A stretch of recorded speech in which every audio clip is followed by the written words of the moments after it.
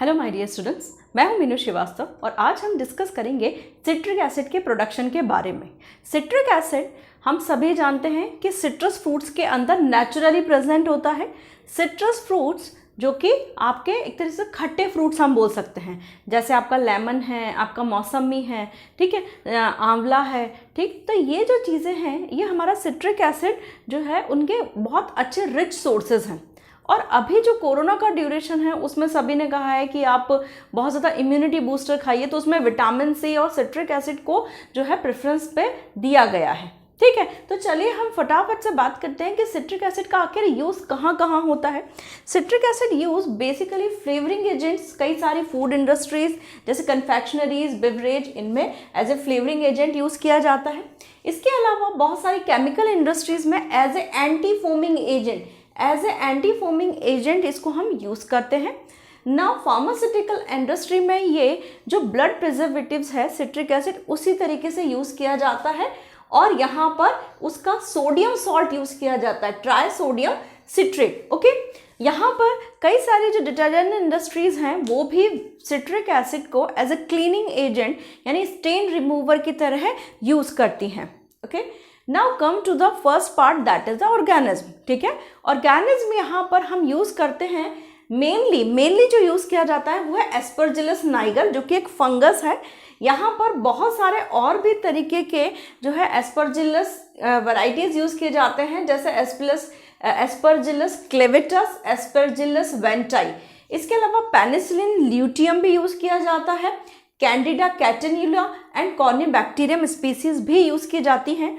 फिर भी मैं आपको कहूँगी कि जो एस्परजिलस नाइगर है is the most preferable micro organism, okay.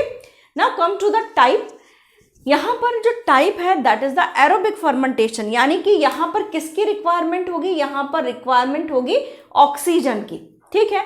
तो यहाँ पर जो कल्चरिंग है वो सरफेस कल्चरिंग, सबमर्ज कल्चरिंग, ये दोनों ही तरीके की चीज़ें जो हैं, दोनों ही तरीके के मेथड एप्लीकेबल हैं, ठीक। अब यहाँ पर सबसे पहले हम इनोकुलम प्रिपरेशन करेंगे, यानी कि इनिशियल लेवल पे हम एस्परजिलस नाइगर या किसी जो माइक्रोबियल स्ट्रेन जिसको हम यूज़ कर रहे हैं उसको जो है इनिशिएट करेंगे या मोटिवेट करेंगे प्रोडक्शन के लिए, ओके। तो यहाँ पर हम इनोकुलम प्रिपेयर करते हैं इनोकुलम मीडिया के अंदर।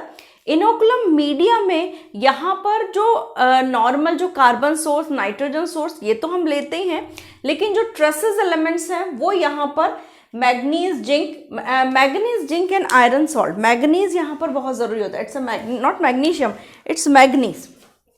यहाँ पर मैग्नीज जो है वो बहुत ज़्यादा मैग्नीज, जिंक और आयरन, ये तीन जो सॉल्ट्स हैं, मैग्नीज, आयरन और जिंक, ये तीन सॉल्ट जो होते हैं इनका कॉम्बिनेशन होना बहुत ज़रूरी है सिट्रिक एसिड के प्रोडक्शन में। और करीब करीब इसको हम 4 to 14 डेज तक रखते हैं ताकि इनोकुलम जो है प्रिपेयर्ड हो जाए, और टेम्परेचर वही हम 25 से 30 डिग्री सेल्सियस तक मेंटेन करते हैं।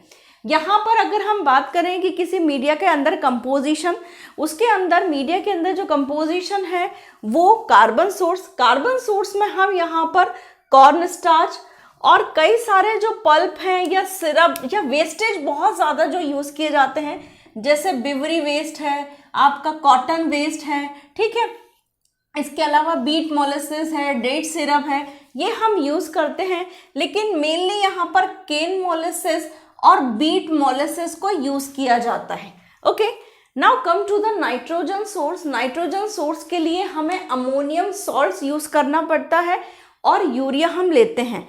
ये ऐसा देखा गया है कि पिंच ऑफ अमोनियम सॉल्ट का अमाउंट ही इसकी जो सिट्रिक एसिड का यील्ड है वो बहुत ज़्यादा बढ़ा देता है। सो अमोनियम सॉल्ट का पिंच भी अगर यूज़ करें तो वो इनिशिएट करेगा कहीं ना कहीं हमारी प्रिपरेशन को, ओके।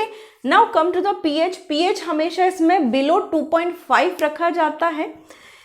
ट्रेसेस एलिमेंट्स, जो मीडिया के कंपोजिशन में भी जो ट्रेसेस मेटल हैं उनमें मैग्नीज, आयरन और जिंक के लिए यहाँ पर मैग्नीज, आयरन के लिए यहाँ पर ये आयरन का अमाउंट है, आयरन के लिए 0.05। एक बार मैं लेट मी चेक फर्स्ट, एक बार मैं थोड़ा सा चेक कर लूँ इसको, मुझे थोड़ा सा डाउट हो रहा है इसमें। Yes, it's iron concentration, okay.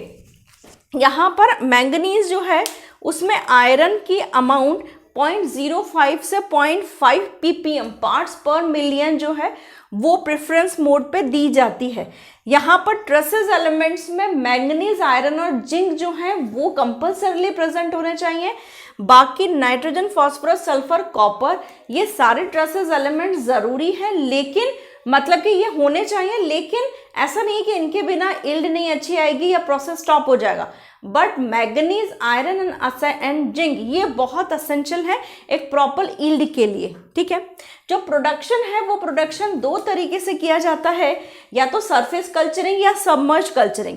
Surface culturing में हम डिस्कस कर चुके हैं कि जो आपका माइक्रो ऑर्गेनिज्म है उसको किसी या तो लिक्विड या सॉलिड सरफेस सॉलिड के सरफेस पे ग्रो कराया जाता है, यानी कि या तो सॉलिड सरफेस प्रोसेस में या तो सॉलिड मीडिया होगा या लिक्विड मीडिया होगा। लेकिन सबमर्ज प्रोसेस में जो लिक्विड मीडिया है या जो सॉलिड मीडिया है, बेसिकली इसमें लिक्विड मीडिया लिया जाता है, तो माइक्रो ऑर्गेनिज्म को पूरी तरीके से मीडिया के अंदर जो है मिंगल या मिक्स कर दिया जाता है। तो यहाँ पर मैंने यही चीज़ ऐड की है, surface processes growing micro organism on a layer either solid surface और लिक्विड सरफेस, यानी कि माइक्रो ऑर्गेनिज्म के ऊपर की सरफेस, सॉलिड और लिक्विड सरफेस जो है उसको कहीं ना कहीं जो वहाँ पर सरफेस के अंदर इसको रखा जाए, सरफेस के ऊपर रखा जाता है। सबमर्ज के अंदर जो है उसे थ्रू आउट मीडियम, यानी कि माइक्रो ऑर्गेनिज्म को मीडिया के अंदर पूरी तरीके से डिस्पर्स किया जाता है।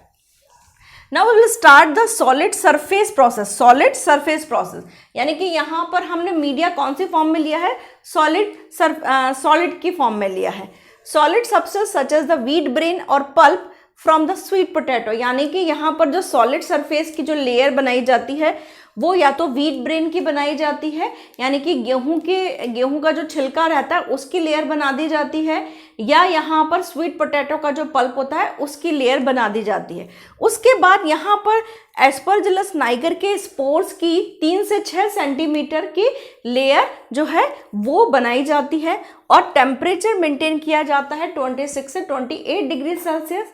मीडिया के अंदर वही हम ट्रेसेस एलिमेंट सेम जो है वो आपको नाइट्रोजन और पीएच, ये सारी चीज़ें आपको पीएच यहाँ पर 4 to 5 रखा जाता है।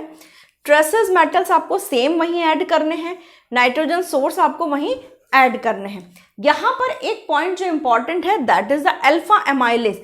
अल्फा एमाइलेज जो होगा वो सिट्रिक एसिड के ग्रोथ को इनिशिएट करता है, एक्सेलरेट करता है। ठीक है, तो इसे हम ग्रोथ एक्सेलरेटर भी बोलते हैं for the citric acid production. अब यहाँ पर जो टेम्परेचर है वो 26 से 28 करीबन 30 डिग्री सेल्सियस यानी बिलो 30 डिग्री सेल्सियस मेंटेन किया जाता है। तो यहाँ पर अभी अपने सॉलिड सरफेस कंप्लीट किया है। Now we will start the submerged process. Okay, submerge नहीं, सबमर्ज से पहले हमें सरफेस लिक्विड मीडिया, देन हम सबमर्ज प्रोसेस को complete. Now we are going to start the liquid surface fermentation. In the liquid surface fermentation के अंदर जो beat molasses है वो मेनली प्रिफर किया जाता है एज ए कार्बन सोर्स। इसके अलावा नाइट्रोजन सोर्स जो हमने अभी मीडिया के अंदर पहले पढ़ा था वही हम यूज़ करेंगे, that is the ammonium salt और यूरिया। ठीक है, यहाँ पर ये जो लिक्विड सरफेस फर्मेंटेशन है एक तरीके का ओल्ड मेथड है और इसे जनरली प्रेफरेंस नहीं दी जाती। ठीक है, इसमें क्या किया जाता है, जो लिक्विड मीडिया है उसको एल्यूमिनियम ट्रे के अंदर स्टेराइल मीडिया को फिल कर दिया जाता है और एस्परजिलस नाइगर के स्पोर्स को स्प्रेड किया जाता है। जो स्पोर्स होते हैं वो करीबन 24 घंटे में जर्मिनेट हो जाते हैं और फिर फाइनली वो माइसीलियम को फॉर्म करते हैं। यहाँ पर जो पीएच है वो हमें मेंटेन रखना है लेस देन 2। ओके, यहाँ पर जो अनडिजायरेबल आयंस होते हैं सुक्रोज सिरप के, उसको रिमूव करने के लिए we are using the calcium carbonate, यानी कि हमें क्या यूज़ करना है, कैल्शियम कार्बोनेट, कोलोइडल सिलिका और ट्राई कैल्शियम फॉस्फेट, यानी कि जो है अनडिजायरेबल अनवांटेड आयंस को रिमूव करने के लिए हम इन 3 चीज़ों को यूज़ कर सकते हैं। ओके, इसके अलावा भी बहुत सारे एलिमेंट्स होते हैं जिनको यूज़ कर सकते हैं। ओके, ड्यूरेशन जो होता है लिक्विड सरफेस फर्मेंटेशन का वो 7 to 15 डेज है। Now come to the submerge process. Submerge process के अंदर ये हम कहते हैं कि ये मोस्ट प्रेफरेबल मेथड है और ये इसके अंदर जो यील्ड होती है करीबन 80% यील्ड हमें मिलती है। यहाँ पर सेम वही मीडिया हमें वही लिखना है जो हमने अभी पढ़ा हुआ है, दैट मीडिया कौन जो है उसमें डेट सिरप वो सब जो हमने लिखा था वही इसमें ऐड करना है। नाइट्रोजन सोर्सेज ऐड करने, वो मैंने दोबारा ऐड नहीं किया है, बेवजह बल्क बढ़ता है, ठीक है।